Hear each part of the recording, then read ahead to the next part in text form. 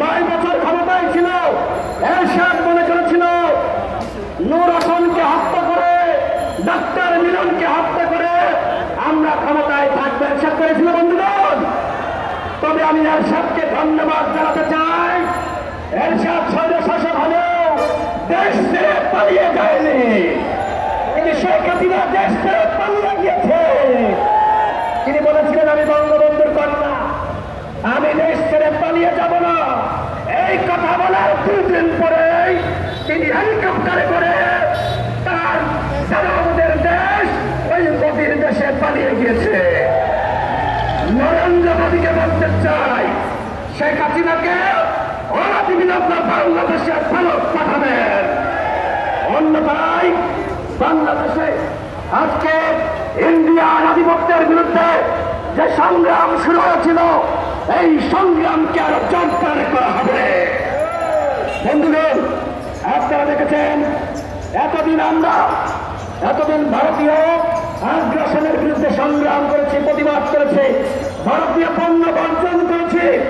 শেখ হাসিনার যাতে পতন ত্বরান্বিত হয়, আজকে শেখ হাসিনার পতন ত্বরান্বিত হয়েছে, কোন আন্তর্জাতিক শক্তি আমাদেরকে সহযোগিতা করে নাই। এদেশের জনগণের শক্তিতে গণবিপ্লব, গণঅভ্যুত্থানের মাধ্যমে শেখ হাসিনার পতন নিশ্চিত হয়েছে। আমি ধন্যবাদ জানাতে চাই সেনাবাহিনীকে, আমি ধন্যবাদ জানাতে চাই পুলিশ বাহিনীকে, আমি ধন্যবাদ জানাতে চাই সশস্ত্র বাহিনীকে।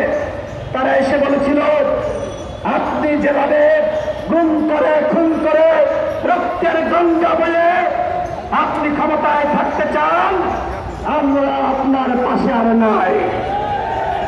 প্রশাসনের সুবুদ্ধির উদয় হয়েছিল, আমরা প্রশাসনকে ধন্যবাদ জানাতে চাই। একই সাথে বলতে চাই যেমনিভাবে আমরা দেখেছি পুলিশ প্রশাসন থেকে শুরু করে সমস্ত রাষ্ট্রযন্ত্রে দলীয়করণ করা হয়েছিল, এই দলীয়করণ আমাদেরকে এখন ভাঙতে হবে। যারা আওয়ামী লীগের আমলে সুবিধা ভোগ করেছে, যাদেরকে আওয়ামী লীগের আমলে বিভিন্ন অবৈধভাবে প্রশাসন দেওয়া হয়েছে, তাদেরকে চাকরিচ্যুত করতে হবে। আজকে অন্তর্বর্তীকালীন সরকারের শপথ হয়েছে, গতকাল গণ অধিকার পরিষদের পক্ষ থেকে আমরা সেই শপথ অনুষ্ঠানে গিয়েছিলাম। আমাদের দুঃখ লেগেছে, অন্তর্বর্তীকালীন সরকার কত সময়ের জন্য বাংলাদেশকে শাসন করবে, ক্ষমতায় থাকবে, সেটি তারা বলে নাই। বন্ধুগণ, আমরা এর আগে দেখেছি ফখরুদ্দিন, মঈনুদ্দিনের আমল, তারা 3 মাসের জন্য এসে 2 বছর ক্ষমতায় ছিল, 3 মাসের জন্য এসে 2 বছর ক্ষমতায় ছিল।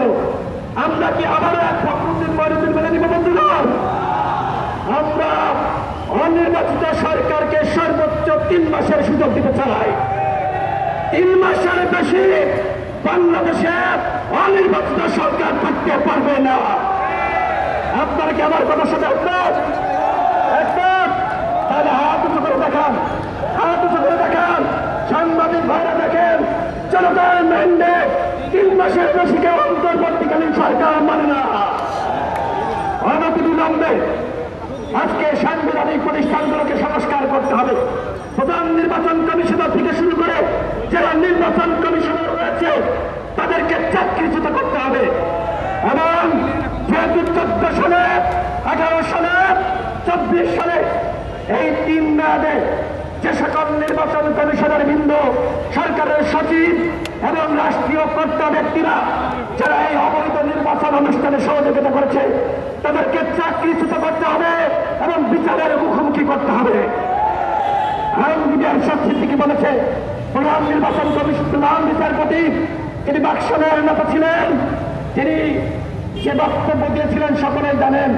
তার বক্তব্যের কারণে ছাত্র সমাজ ফুঁসে উঠেছিল, রাজপথে নেমে গিয়েছিল। তিনি বলেছিলেন কিসের আন্দোলন? প্রধান বিচারপতি সাহেব, কিসের আন্দোলন? আপনি দেখেন গণঅভ্যুত্থান রচিত হয়ে গেছে। আন্দোলন কিসের আন্দোলন দেখছেন? কিসের আন্দোলন? এই ভাবে আপনার পতনের আন্দোলন। আপনি অনতিবিলম্বে পদত্যাগ করবেন। শেখ হাসিনা যাকে যেখানে বসিয়েছে আমরা তাকে মানতে পারি না। যে সকল বিচারকগণ তত্ত্বাবধায়ক সরকার ব্যবস্থা বাতিল করে আজকে বাংলাদেশকে সংকটের মুখোমুখি দাঁড় করিয়েছে, ওই সকল রাজনৈতিক বিচারক, ওই সকল দালাল চাটুকার বিচারকদেরকে অনবিলম্বে পদত্যাগ করতে হবে। অন্যথায় আমরা তাদের বাসাবাড়ি ঘেরাও করার মাধ্যমে তাদেরকে বাধ্য করব পদত্যাগ করতে। বন্ধুগণ, সাংবাদিক সাথী বন্ধুগণ, আজকে দেখেন পুলিশ প্রধান যিনি ছিলেন তাকে সরিয়ে দেওয়া হয়েছে, বিভিন্ন বাহিনীর প্রধান যিনি ছিলেন তাদেরকে সরিয়ে দেওয়া হয়েছে। আমরা বলতে চাই এটি একটি সাহসী উদ্যোগ এবং এই উদ্যোগ সেনাবাহিনীর পক্ষ থেকে সর্বপ্রথম এসেছে। আমরা গণ অধিকার পরিষদের পক্ষ থেকে আজকে আমরা স্যালুট জানাবো। সবাই কপালে হাত তুলে সেনাবাহিনীকে স্যালুট জানাবে। আমরা বাংলাদেশের সেনাবাহিনীকে আমরা আজকে এই গণ অধিকার পরিষদে আজকে যে সম্প্রীতি সমাবেশ, সেই সম্প্রীতি সমাবেশ থেকে আমরা বাংলাদেশের দেশপ্রেমিক সেনাবাহিনীকে আমরা লাল সালাম জানাচ্ছি। এবং একই সাথে এই যে সংগ্রাম করতে গিয়ে গণ অভ্যুত্থান রচনা করতে গিয়ে প্রায় 1000 ছাত্র জনতাকে নির্মমভাবে হত্যা করা হয়েছে, আমরা তাদের হত্যার প্রতি আমরা শ্রদ্ধা জ্ঞাপন করছি। একই সাথে আমরা রাষ্ট্রের কাছে আহ্বান রাখতে চাই, এই 1000 পরিবারের প্রত্যেক পরিবারকে 1 কোটি টাকা করে ক্ষতিপূরণ দিতে হবে। 1 কোটি টাকা করে আগামী 24 ঘন্টার মধ্যে তাদেরকে তাদের পরিবারের কাছে এই ক্ষতিপূরণ পৌঁছে দেবেন। একই সাথে প্রত্যেক পরিবারের পক্ষ থেকে একজনকে আগামী 1 মাসের মধ্যে চাকরি নিশ্চিত করবেন। সময় কতদিন বন্ধুগণ?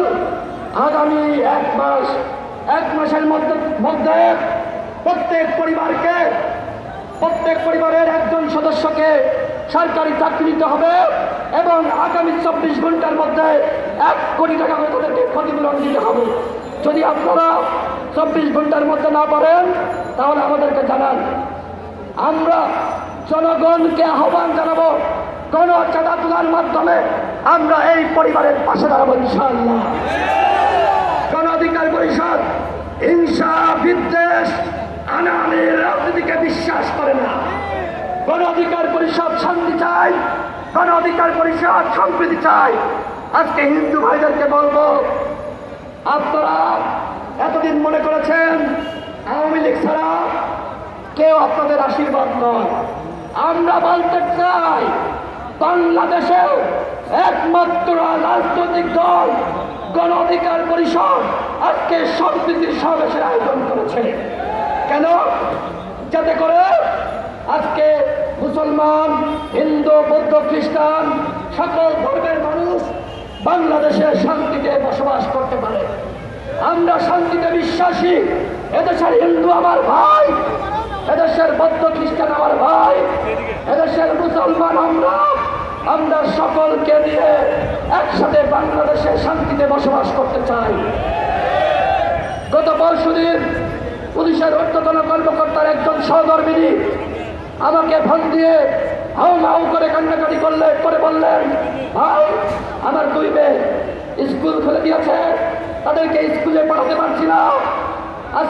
আজকে স্কুলের সাধারণ শিক্ষার্থীরা জানে যে আমার মেয়েরা পুলিশের সন্তান, নিরাপত্তাহীনতায় ভুগছি, যে কারণে স্কুলে পাঠাতে পারি নাই।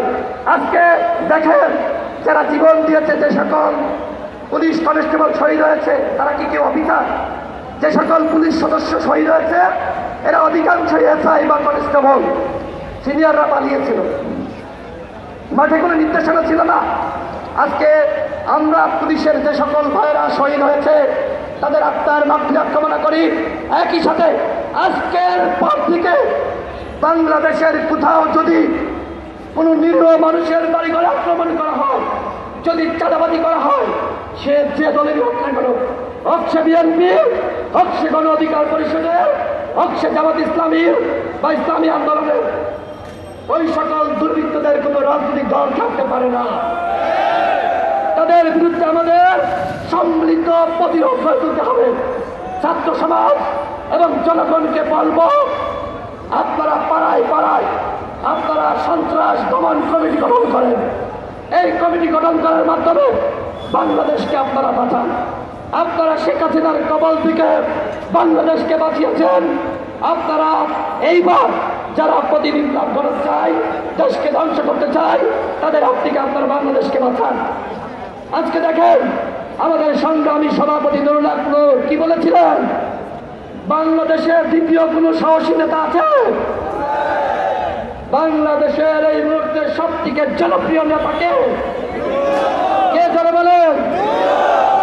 আব্দুল্লাহ দেখান কে? বাংলাদেশে এই মুহূর্তে সবথেকে সাহসী জনপ্রিয় নেতা নুরুল হক নূর। নুরুল হক নূর তাকে রিমান্ডে নির্মমভাবে নির্যাতন করা হয়েছিল।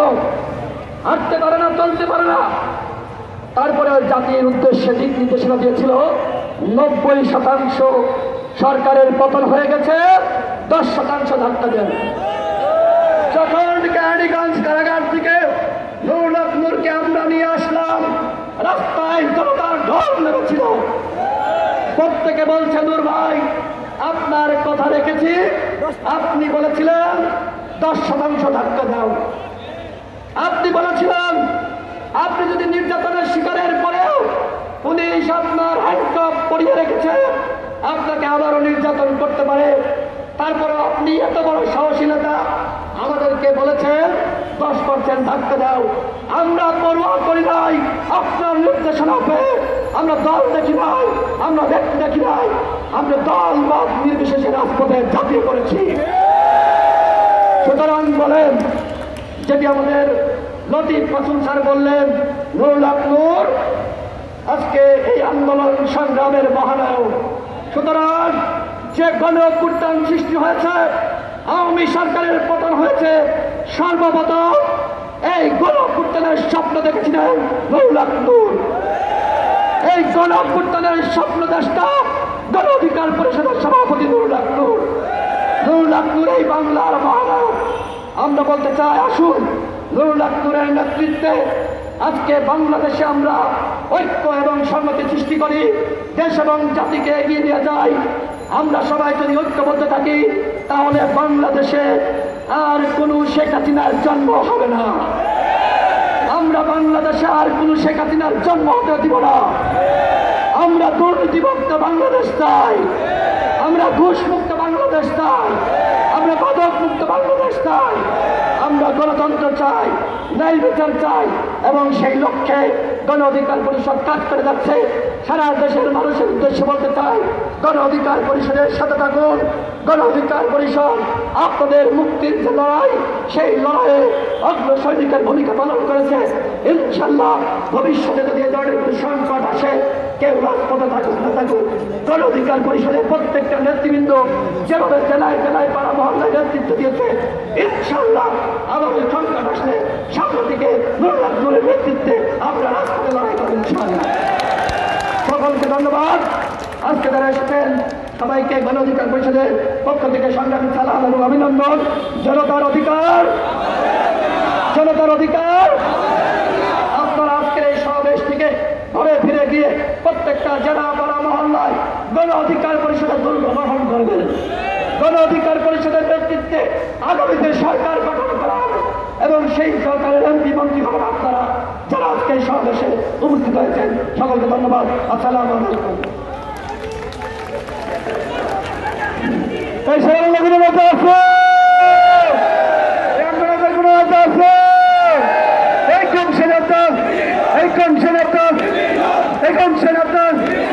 সংগ্রামী সাথী বন্ধুগণ, এই ফেসিবাদী বিরোধী আন্দোলনের অন্যতম পুরোধা, যার ঘোষণার ভিত্তিতে আপামর জনগণ দল মত নির্বিশেষে রাজপথে ঝাঁপিয়ে পড়েছিল, সেই গণতন্ত্রের পুরোধা ঢাকা বিশ্ববিদ্যালয় সহ সারা দেশে 30 বারের অধিক নির্যাতিত নিপীড়িত হয়েছে। গণতন্ত্রের জন্য লড়াই করছে গণতন্ত্রের পুরোধা, গণতন্ত্রের মহানায়ক ডাকসুর সদস্য বিপি গণ অধিকার পরিষদের সংগ্রামী সভাপতি বিপি নুরুল হক নূর এই পর্যায়ে সম্প্রীতি সমাবেশে বক্তব্য রাখবেন। এখন বক্তব্য রাখবেন বিপি নুরুল হক নূর। তোমার নেতা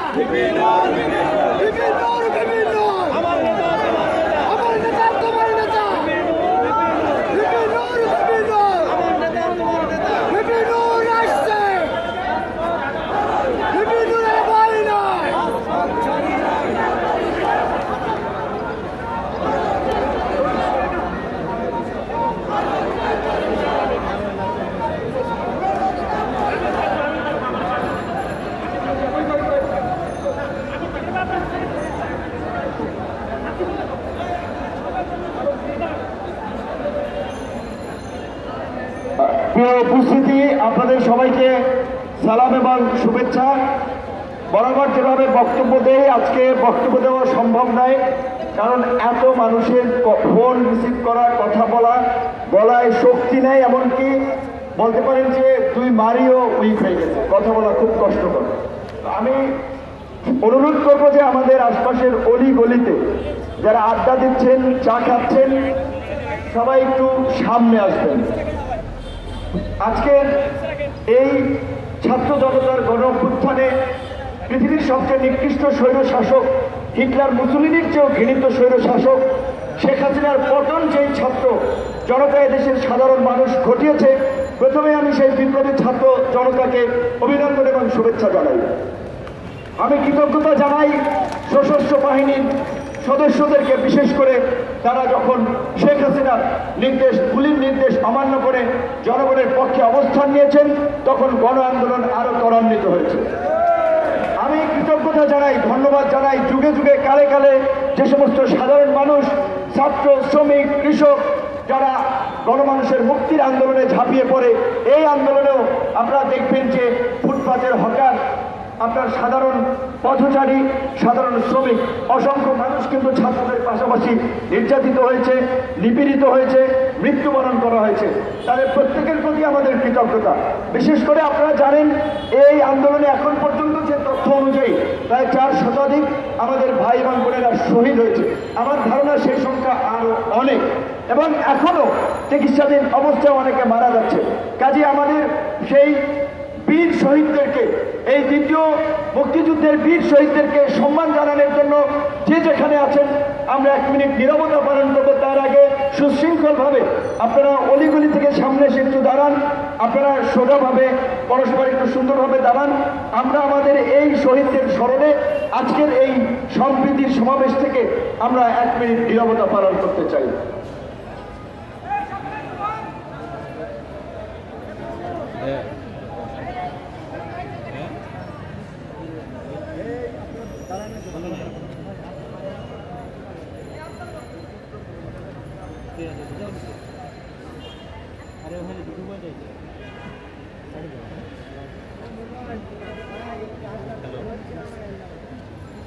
तो लो या दर्शन করে দুবাই কানে যায় কানে সমস্যা নেই।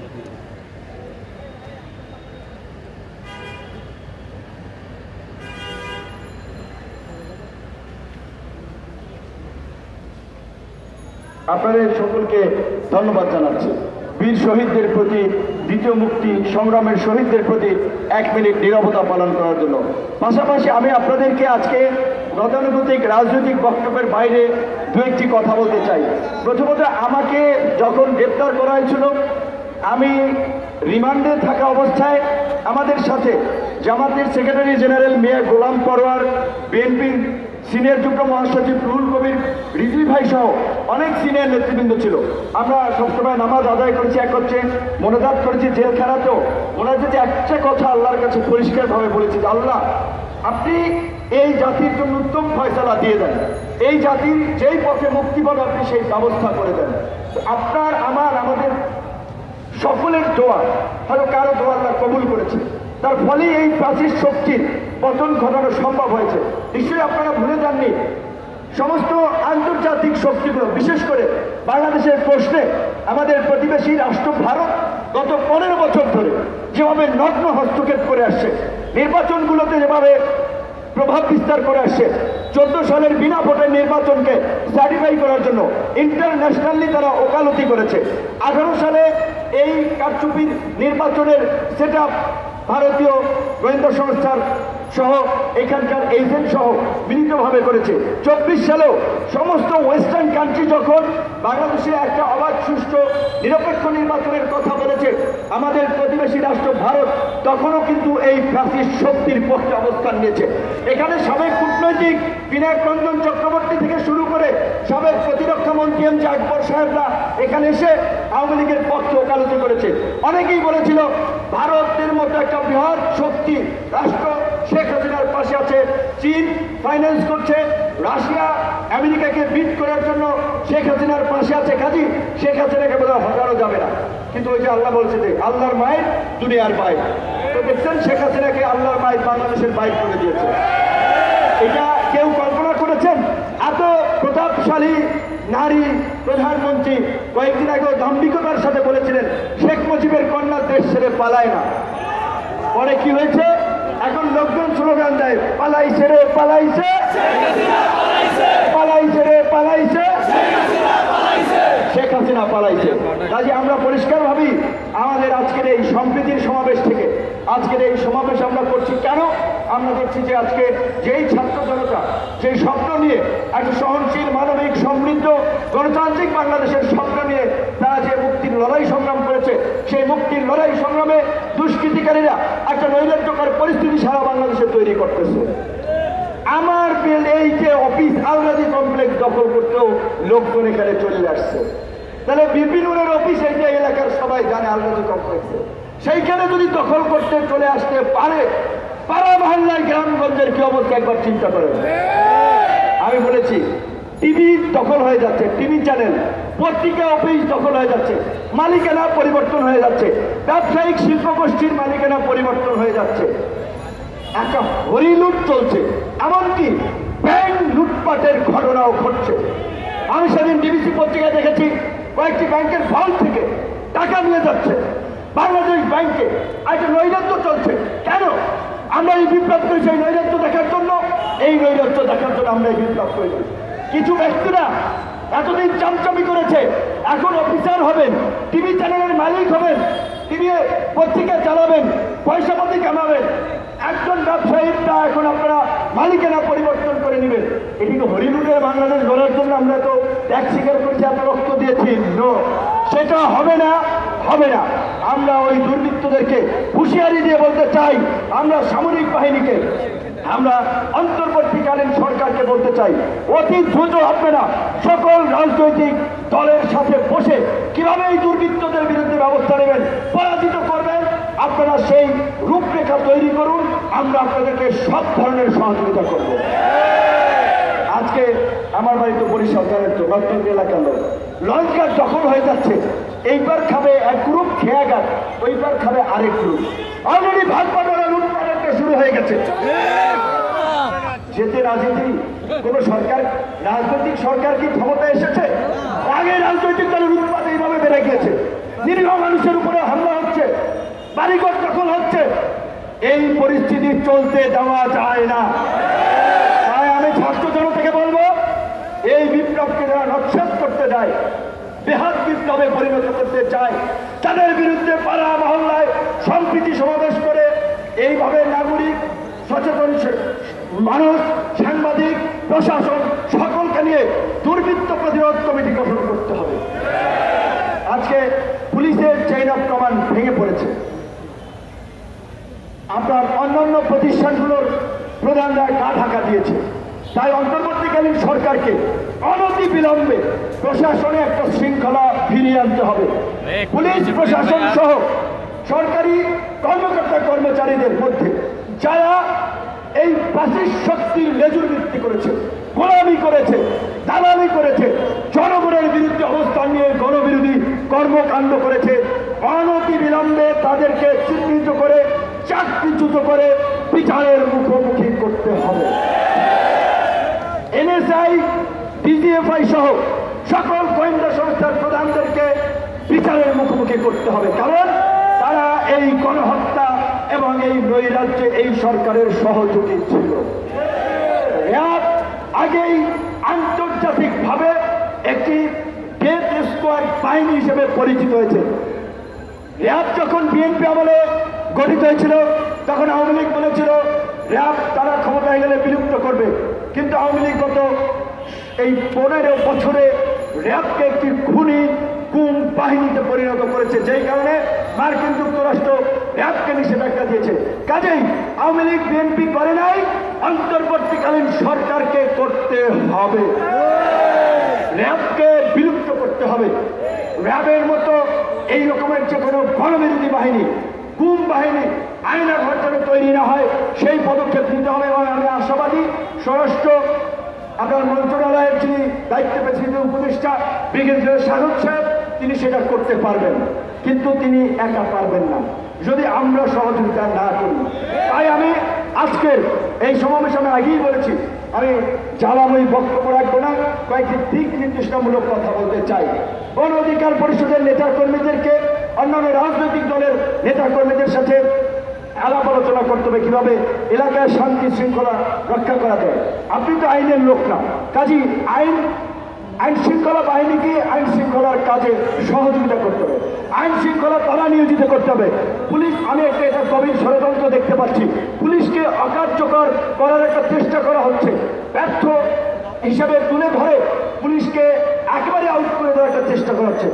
গ্রাম পর্যায় পর্যন্ত, থানা পর্যায় পর্যন্ত পুলিশের যে কাঠামো, আইন শৃঙ্খলা পরিস্থিতি নিয়ন্ত্রণে পুলিশের বিকল্প নাই।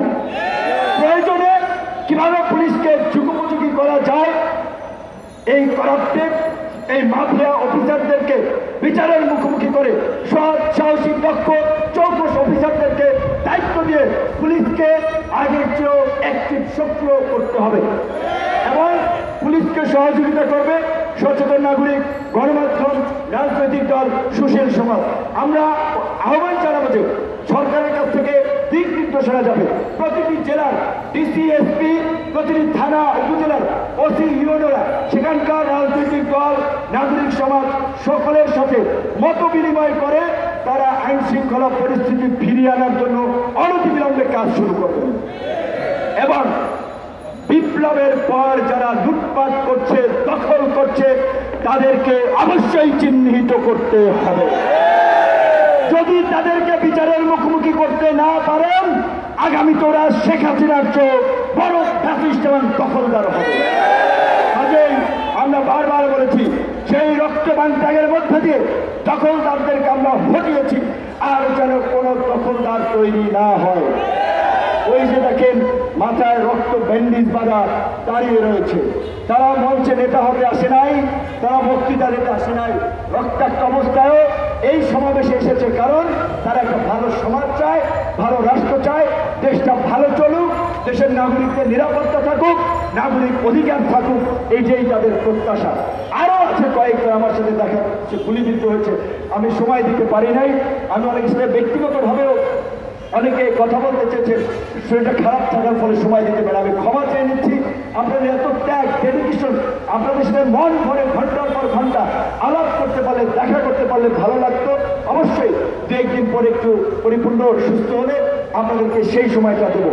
আজকে আমরা যেটা বলছিলাম, এই যে বিভিন্ন প্রতিষ্ঠান, ধরেন আপনি বেক্সিমকো গ্রুপের মালিক সালমান এফ রহমান কিংবা এসালম কিংবা বসুন্ধরা, এই কোম্পানিগুলো তো শুধুমাত্র ওই ব্যক্তির একটা বিষয় না, এখানে লক্ষ লক্ষ মানুষের কিন্তু রুটি রুজির একটা বিষয় আছে। এই যদি মাফিয়া ব্যবসায়ী শিল্প গোষ্ঠী যদি কোনো অপরাধ করে, অর্থ পাচার করে, দুর্নীতি, লুটপাট, ভূমিদস্যুতা করে, রাষ্ট্রীয় আইনে বিচার করা হবে। প্রয়োজনে রাষ্ট্র তাদের সকল সম্পদ বাজেয়াপ্ত করবে, কিন্তু কোনো প্রতিষ্ঠান চালিয়ে দেওয়ার অধিকার কারও নাই। কোন কল কারখানা, মিল, ফ্যাক্টরি ভাঙচুর করার, অগ্নি সংযোগ করার অধিকার কারো নাই। এইটা কারা করছেন আমরা ভালো করেই জানি। আপনারা আমাদের বিপ্লবকে নস্যাৎ করার জন্য আপনারা এই কাজগুলো করছেন। তাই আমরা আপনাদেরকে বলব, আইন শৃঙ্খলা বাহিনীকে সর্বাত্মকভাবে নিঃশর্তভাবে সহযোগিতা করে আগামী কয়েকদিনের মধ্যে পরিস্থিতি স্বাভাবিক করতে হবে। কালকে আমি থাকি মহানগর প্রজেক্ট রামপুরা, রাত্র 1টার দিকে শুনে রামদানি আর দৌড়াদৌড়ি করতেছে দুই গ্রুপ। এরা কারা? এরা কোথা থেকে আসছে? মিরপুরে ডাকাত করে, উত্তরা ডাকাতি হয়, তাদের জন্য উৎসব শুরু হয়েছে। শীর্ষ সন্ত্রাসীরা, দুর্ধর্ষ অপরাধীরা জেল ভেঙে পালানোর চেষ্টা করছে, জেলে সংঘাত হচ্ছে। জেল থেকে যদি অপরাধীরা বের হয়ে যায়, সমাজের কি ভালো হবে? তাই কাজে এই যে কারাগার ভেঙে বের হবে, এমন অতি বিপ্লবীদেরকে সমর্থন করা যাবে না। এই যে পাড়ায় পাড়ায় ডাকাতি করবে, মাস্তানি করবে, তাদেরকে সমর্থন করা যাবে না। তাই আপনাদেরকে এই সম্প্রীতির সমাবেশে ডেকেছি। আজকে যে সুকুমার বড়ুয়া স্যার, লতিফ মাসুম স্যার এখানে এসেছে, ঢাকা বিশ্ববিদ্যালয়ের শিক্ষক, একজন জাহাঙ্গীরনগর বিশ্ববিদ্যালয়ের শিক্ষক, দুইজনে আমার পিতৃতুল্য এবং আমি ব্যক্তিগতভাবে তাদের প্রতি কৃতজ্ঞ। অত্যন্ত স্নেহ করেন, সবসময় দেখা হলে বুকে জড়িয়ে ভালো পরামর্শ দেয়। আজকে তার 32 ফেডারেশনের নেতা ছিলেন, বৌদ্ধ ধর্মাবলম্বীদের বিভিন্ন সংগঠনের দায়িত্বে ছিলেন। তিনি যেটা বলেছেন, আজকে তিনি এই সমাবেশে এসেছেন, তাহলে এই যে আমাদের হিন্দু ভাইদের শুনতেছি বাসা বাড়ি ব্যবসা প্রতিষ্ঠান কিছু কিছু জায়গায় হামলা হচ্ছে, আমি অন্ধভাবে বলে দিতে পারি এই হামলা বিএনপি, জামাত, গণ অধিকার পরিষদ এই কোনো বিপ্লবীরা করে নাই, করে না। এটা স্পষ্টতভাবে একটা ষড়যন্ত্র, এটা দুষ্কৃতকারীদের কাজ। তারা আমাদের এই বিপ্লবকে ব্যাপক বিপ্লবে পরিণত করার জন্য, আমাদেরকে দুর্বৃত্ত হিসেবে, মৌলবাদী হিসেবে, সাম্প্রদায়িক হিসেবে দেখানোর জন্য তারা এই কাজগুলো করছে।